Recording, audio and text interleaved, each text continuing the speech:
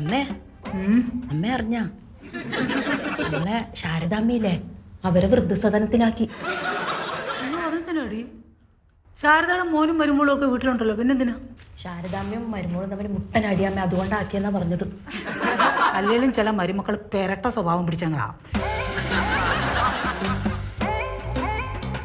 ചില അമ്മായിയമ്മമാരും ഒട്ടും മോശമല്ല. കേട്ടിട്ട് തന്നെ പേടിയാവുന്നു. എടി മക്കളെ, നീ എന്നെ അങ്ങനെ കൊണ്ടാക്കൂടിയുള്ളടത്തു. ചങ്ക് കൊള്ളുന്ന വർത്താനം പറയല്ല അമ്മേ, ഞാൻ അങ്ങനെ ചെയ്യുവോ? ഞാനൊരു തമാശ പറഞ്ഞത്. എൻ്റെ മരുമോളെ എനിക്ക് അറിഞ്ഞുകൂടെ?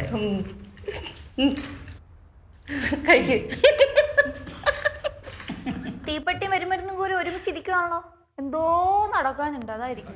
എല്ലാരും നിങ്ങളെ പോലെയല്ല അടികൂടാൻ വേണ്ടിട്ട്. ആ എന്നിട്ട് ഇന്നലെ ഇങ്ങനെയൊന്നും അല്ലായിരുന്നല്ലോ രണ്ടും കൂടി. നീ എന്നാടി ഞങ്ങളെ മര്യാദ പഠിപ്പിക്കാൻ വരുവാണോ? അയ്യോ, ഞാൻ ആരും മര്യാദ പഠിപ്പിക്കാൻ വന്നില്ല, ഞാൻ കാര്യം പറഞ്ഞില്ലേ. അങ്ങനെ കാര്യം പറയണ്ട.